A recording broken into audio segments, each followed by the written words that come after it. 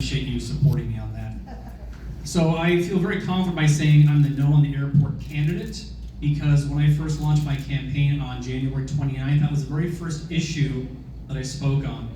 I talked with a current council member, Brad Schaefer, who's endorsing my campaign. I said, what is going on at the airport?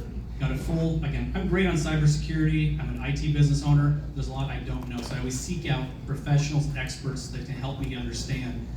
The thing I found out very quick about the airport was the whole goal of the airport was sold to us as economic development. I think that's a catch-all term that can mean anything.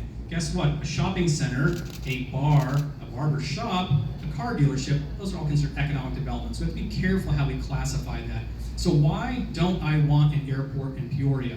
Very simply, we lived here for 23 years. Most people in the room can afford to live in Scottsdale right now, and we're Scottsdale, right? But you choose to live here. Why is that? Because you do not want North Peoria to look like North Scottsdale. Not in a bad way, but if you want to go across town to go to a show or go to a restaurant, wonderful, we do that on a regular basis as well. But we always come back here. We're in the land of realtors right here. I've reached out so far to 22 realtors, with more coming, and I asked them 2 specific questions. Why do people move to Peoria? Why do people move away from Peoria? And vicariously, all 22 of the realtors I spoke with said nobody that they've spoke to in the last 6 months would want an airport if they're moving up to North Peoria. As a matter of fact, over half the homes sold by one of my good friends, Rebecca Durfee, who's a realtor, over half the homes she's selling in North Peoria are people moving away from North Scottsdale, where it used to be open land, and it used to be kind of nice trails and parks and close enough to the city, and now they're being encroached by everything resulting from the air park, because people do not want that. So I've never wanted the airport. As a matter of fact, I've been approached because I'm the No on the Airport candidate. The very small percentage of people who are yes on the airport used to start telling me a couple months ago, Matt, you're crazy. Look at all the billions of dollars that will come from it. Not so much. Now they've realized I'm steadfast on it, and they're saying, well, let's let the research happen. Let's let the couple of years of reports we've already spent $1 million on.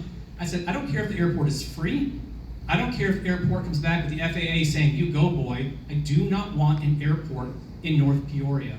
I moved here because I like the open spaces. Am I for a non-toxic and a non-caustic air park?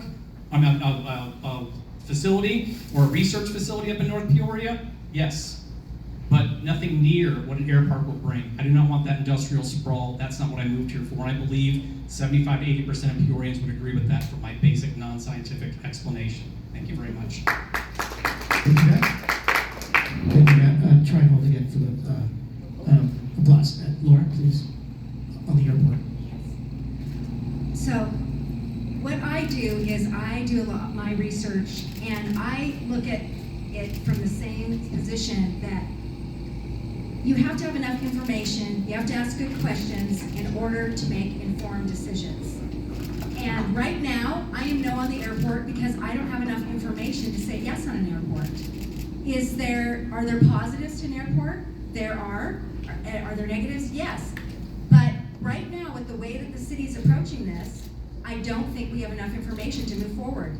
They did this feasibility study. It left me with more questions than answers. I don't think they're doing a good job vetting this current air study, and as they're thinking of moving on to the next study. It is very costly to do these studies, and why don't we vet right now what we currently have, which I think needs a lot more questions, the air feasibility study that was done right now, it needs to be vetted better. I don't understand why we have to move so fast, and we're already thinking about purchasing $50 million in land, and then it would cost $150 million to build. That's $200 million. It doesn't pencil out.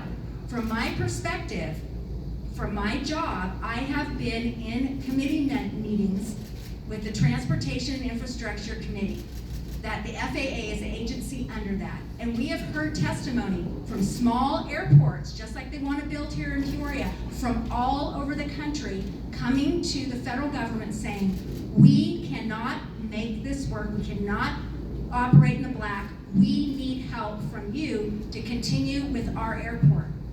And our airports across the country are a vital component of our national security. But we don't really need another airport for national security this close to Deer Valley. We just don't. And I can tell you what, I've been in these meetings, I know how the FAA looks at things. There's no way they're gonna say, we're gonna invest 200 million or 95% of 200 million, which the city staff has been touting that we will be able to get this kind of grant. There's no way the FAA is gonna give that kind of money to the city of Peoria. They're not gonna do it because if we were far out, if we were over 200 miles from a major airport, the FAA from a national security position would be looking at a very small area going, you know what? We wanna help them build an airport. We wanna help them grow, but we need them from a national security issue. That's how things are looked at. So again, from my perspective, there's not enough information. I don't believe in spending more money until you have the questions answered that are right before you and they're not being asked. So I'm no on the airport right now. Thank you. Thank you, Laura. And no doubt we'll be hearing